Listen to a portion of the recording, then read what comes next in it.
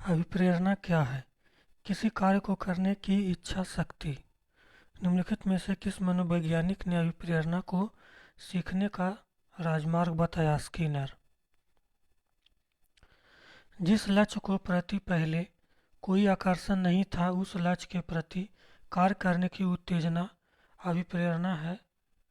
अभिप्रेरणा के संदर्भ में यह कथन किस मनोवैज्ञानिक का है? बर्नर्ड का। एक विद्यार्थी मेडिकल कॉलेज में दाखिला लेने के लिए कठिन परिश्रम करता है ताकि वह प्रवेश परीक्षा में उत्तीर्ण हो सके। विद्यार्थी की आंतरिक अभिप्रेरित है।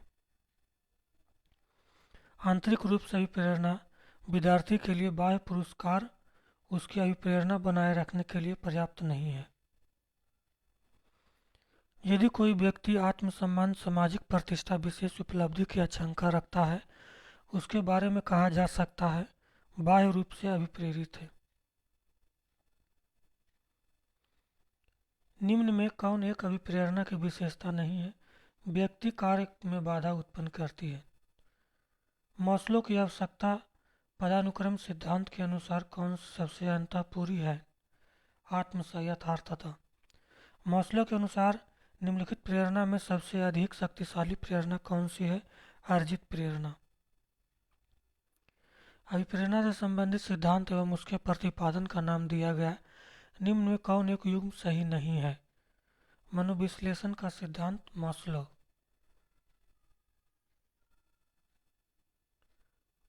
उपलब्धि अभिप्रेरणा चुनौतीपूर्ण कार्य को करने में डटे रहने की प्रवृत्ति। किसी कार्य को अपने स्वयं की इच्छा से न करके दूसरे की इच्छा से करना पड़ता है तो अभिप्रेरणा की कौन सी स्थिति है? नकारात्मक स्थिति। निम्नलिखित में से प्रेरणा देने वाला घटक है? आकांक्षा, प्रोत्साहन, दंड। प्रेरणा किसकी व्याख्या करती है? व्यवहार क्यों घटित होता है?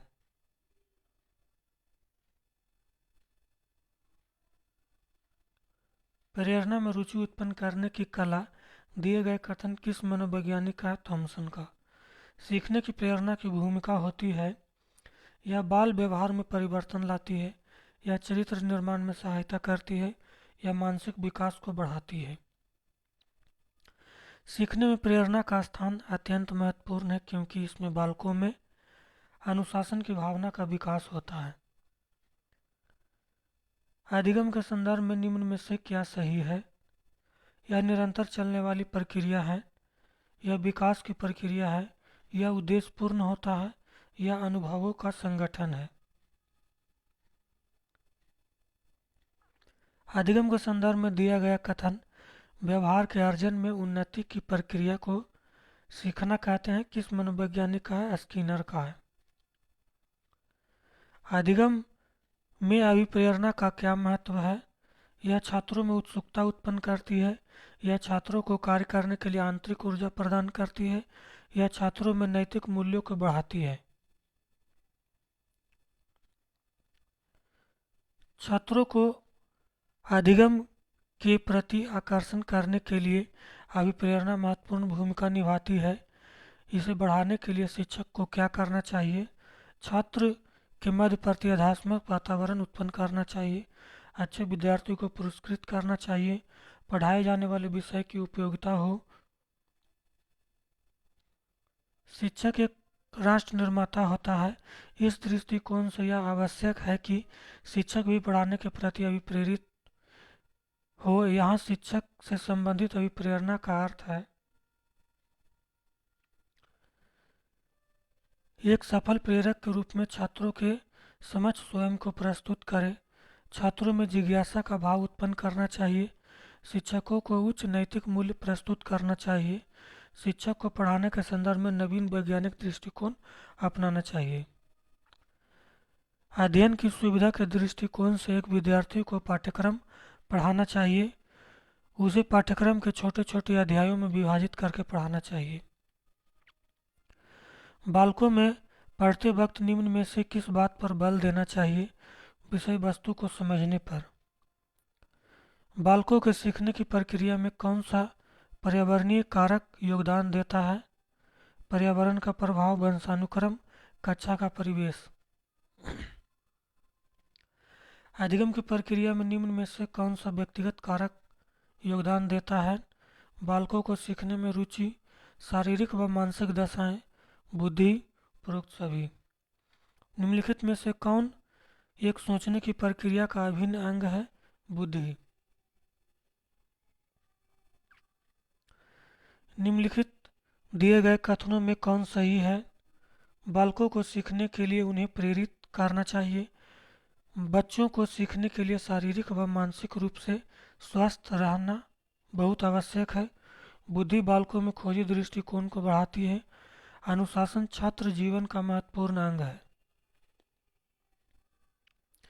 अधिगम की प्रक्रिया में कौन सा पर्यावरणीय कारक इस बात पर बल देता है कि यदि समाज विकसित व शिक्षित होगा तो उस समाज के बच्चे भी पढ़ाई के प्रति सजग होंगे तथा सीखने के प्रति जिज्ञासु बने रहेंगे? सामाजिक व सांस्कृतिक कारण। अध्यापक को शिक्षण के दौरान शिक्षार्थियों को इस बात के लिए प्रेरित करना चाहिए कि पाठ्यक्रम का अभ्यास करते रहना चाहिए ताकि पाठ लंबे समय तक याद रहे। अध्यापक को छात्रों को स्वयं मूल्यांकन पर भी बल देना चाहिए। उक्त कथन किस पर्यावरणीय कारणों की संकेत करता है? अभ्यास एवं परिणाम से संबंधित कारक। अध्यापक कक्षा में छात्रों को समूह अध्ययन एवं विषय वस्तु से संबंधित परिचर्चा के लिए प्रोत्साहित करे। कथनों में कौन विशेषता समूह की अध्ययन है? यह संवेदनशील छात्रों की समूह होता है। ये अपने लक्ष्य के प्रति समर्पित होते हैं। विषय वस्तु पर परिचर्चा के माध्यम से इसमें संबंधित समस्या का समाधान हो।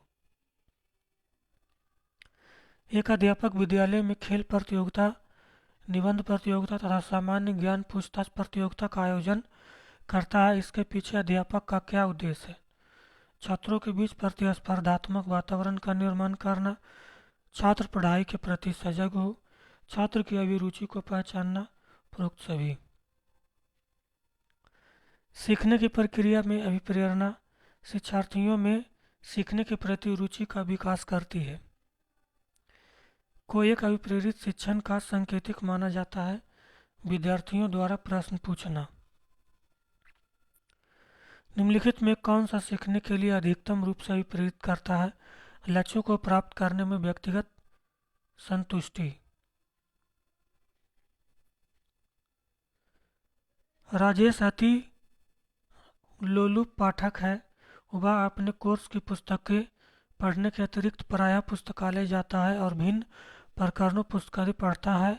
इतना ही नहीं, राजेश भोजन अवकाश में अपनी परियोजना का कार्य करता है।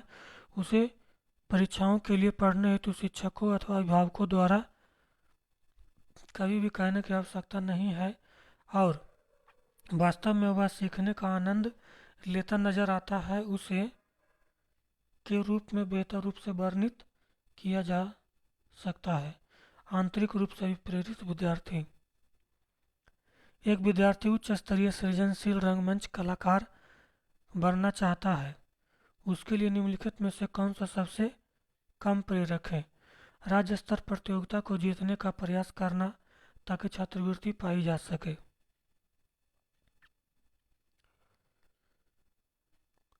इनमें से कौन सा सिद्धांतकार यह मत स्पष्ट करता है कि बच्चे अपनी बुद्धि विकास हेतु कठोर अध्ययन करते हैं? मास्लो।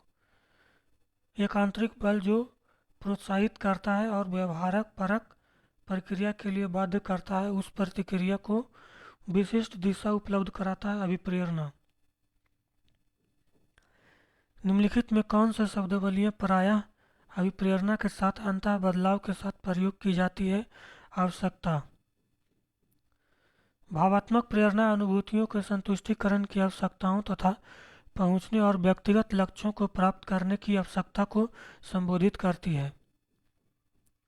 विद्यार्थियों को स्वच्छता के लिए प्रेरित करने हेतु उन्हें स्वच्छता समिति का सदस्य बनना प्रतिबंध करता है। प्रेरणा की सामाजिक संस्कृति संकल्पना।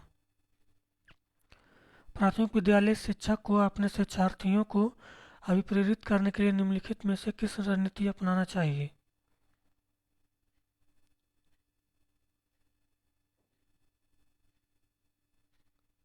बच्चों उनकी रुचियों के अनुसार अपने लक्ष्य निर्धारित करने और उन्हें पाने की उद्यम सहायता करना। कोई शिक्षिका अपने विद्यार्थियों को क्या कहे कि उन्हें भीतरी प्रेरणा के साथ कार्य करने के लिए प्रोत्साहित कर सके। इसे करने की कोशिश करो, तुम सीख जाओगे। कोई शिक्षिका अपने विद्यार्थियों को अध्ययन करने हेतु आंतरिक रूप से उत्प्रेरित करने के लिए कैसे प्रोत्साहित कर सकती है। साफ दिखाई पड़ने वाले इनाम देकर, जैसे टॉफी। निम्नलिखित में से कौन सा तत्व अधिगम को प्रभावित करता है। शिक्षण का उत्प्रेरणा, शिक्षार्थी की परिपक्वता, शिक्षण युक्तियाँ, शिक्षार्थी का शारीरिक एवं संवेगात्मक स्वास्थ्य। निम्नलिखित में कौन सा बाह्य अभिप्रेरणा का एक उदाहरण है। मैं अपना गृह कार्य पूरा करती हूँ क्योंकि शिक्षक प्रत्येक नियत कार्य के लिए हमें अंक देते हैं। एक शिक्षक को विद्यार्थियों को निर्धारित करने के लिए प्रोत्साहित करना चाहिए। अधिगम लक्ष्य और प्रदर्शन लक्ष्य। निम्नलिखित में से कौन सा उदाहरण विद्यार्थियों को अधिगम हेतु प्रेरित करने के लिए प्रभावशाली पद्धति है। पाठ उपलब्ध कराना, विशेषकर जब विद्यार्थी कोई नया कौशल सीख रहे हों।